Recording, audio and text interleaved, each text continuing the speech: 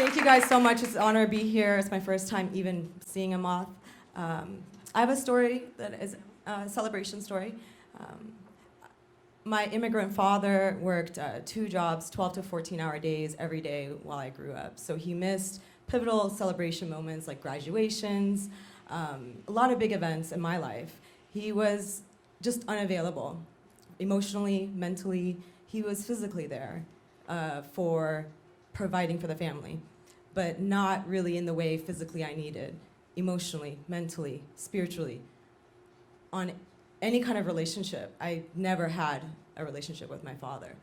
And if you are from an immigrant parent, you might also feel that same connection, that there was something missing. Like there's almost like a gap, like there's like a gap between, this is how close we can get. I don't even know his personal stories. I don't know what kind of man he was before he became a father or a husband. This led to a series of unsuccessful relationships in my life. I'm 39, single, never been married, don't have kids. Thank you. And up until recently, I always felt like there was something wrong with me. What is it that I'm not doing right? What is it that I'm not attracting? Like, why is it I keep attracting these unavailable men in LA? I mean, maybe that's a common thing, but I kind of felt like it was personal because it was just repetitive. They liked me, but they didn't want to, be boyfriend, girlfriend. And I don't care about marriage, really. I just wanted to have a boyfriend. Genuinely, I think all my life, it built up to now, just wanting to be in a healthy, happy relationship.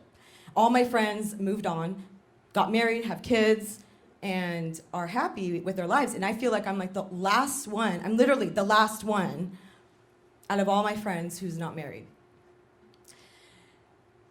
I'm in a storytelling class, which is why I'm here. And one of our assignments was to do an act of bravery. And I'm like, okay, well, first thing I did was think about, there's this guy, and long story short, it's been we've been whatever it is, I don't even know what it is, there's no title, ever, a year and a half of this, right? And it built up to a point, I was, ladies, I don't know if you can relate, but I was walking on eggshell. I was the perfect thing. Totally available, massages, all of that, and umbrella thing with, the pleasure stuff. And it was just I was the best girlfriend. I felt like I was running this competition to be the best girlfriend, pick me, pick me. And it got to the point that I started feeling this pit in my stomach, this anxiety. And the anxiety really happened because I did this one act of bravery. I'm I'm gonna send him, and I never do this, so it was a big, big leap. I'm gonna send him a selfie. A cute girl selfie, Nothing sexual, not lingerie. But a girlfriend of mine had said once before, do you ever send guys, you date, a picture of yourself ever? Cute, sexy, guys like that. They like the visual. And I'm no, I never do that. It's a prideful thing. And here I thought, well, this is gonna be courageous of me. I'm gonna just send this little flirty text. We had, again, casually thought we're gonna hang out that night. So midday, I text him a selfie, and I put on the caption, and I never flirt in text either. That's another thing when you walk on eggshells. Side note, you're careful with the words. You make sure you're not too much. You're not too emotional. You're just right, And so this time I'm gonna be a little flirty. So I'm excited for what you're gonna get tonight, with a little emoji with a tongue sticking out. And I waited in this built-up of anxiety till he responds. But at the moment, I was doing audience work. I mean, that's what you do when you're starting in entertainment, and doing audience crowd work. And I was on set, and I was so excited. I was in this joy. And I was on lunch break when I sent it, and we had to go back. And I was praying to God, 2 things. God, please let him respond well, something that I would be, to my expectation of well, something cute, flirty, validation. And then let him respond before I have to go back and put my phone in the locker and I won't see it for a few hours. He didn't respond back before I went back to lunch, so I did have to lock it up in the locker, and I'm like dying with anxiety. Damn, there's so much more. Okay, long story short, basically I ended up texting, so he responded back, I'm working late, working till 11. I didn't know what that meant. Does that mean we're hanging out after 11? Or does that mean that we can't hang out at all because you're working till 11? Ambiguous, right? So, he didn't even validate my picture. Nothing happened about that. So I'm felt so invalidated, so rejected, pit in my stomach, anxiety for a week because I never heard back from him again. And that was kind of common with our little dance, But then I did another second act of bravery, which was another assignment. We had to do it twice. And I'm like, okay, fine, what do I do now? And I'm like, this pit in my stomach anxiety won't go away. And I felt very intuitive to I have to tell him how I feel.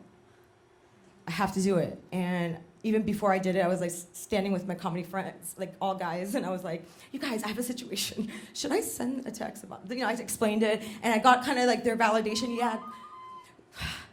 Okay, so I sent him a text and I said, I am falling in love with you, and I love you. And I don't know if you want anything from me. If you don't, I respect that.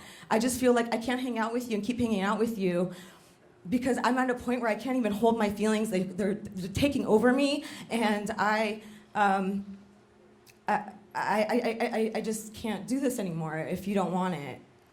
And he responded back really lovingly, saying I love you as a person, which was a compliment. Don't go there.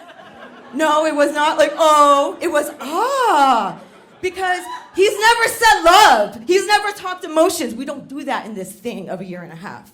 It was a big deal for him to say, I love you, even as a person. So I took that, and he's like, I don't have time for myself. He's a workaholic, like my father, and unavailable, like my father. When he sent me that text, I said, oh, thank you so much for your honesty. I understand. Okay, I'm almost done. This is the key part. The key part, the ending, the celebration, you guys, was that I felt liberated instantly. I felt so free instantly. And I connected all the dots in my childhood father, guys, oh my God, theme of unavailable men. And I went back to my father, because I live at home. Yeah, I'm still living with my parents at 39. And so I had that access to me, that resource. I'm gonna go back to my father, and I'm gonna heal this relationship with him. I'm gonna go and talk to him. I'm gonna tell him how I feel. And everything I ever wanted from a man, I told to my father, and connected this emotional connection with him I've never had in my whole life. Past 2 weeks, I've gotten to know him. I've got to know his childhood. I need water. And it's been a miracle, blessing, this whole thing. And the silver lining that's a more celebratory moment is that I don't no longer feel the need to be in a relationship. I don't feel empty. I don't feel broken. I don't feel, thank you.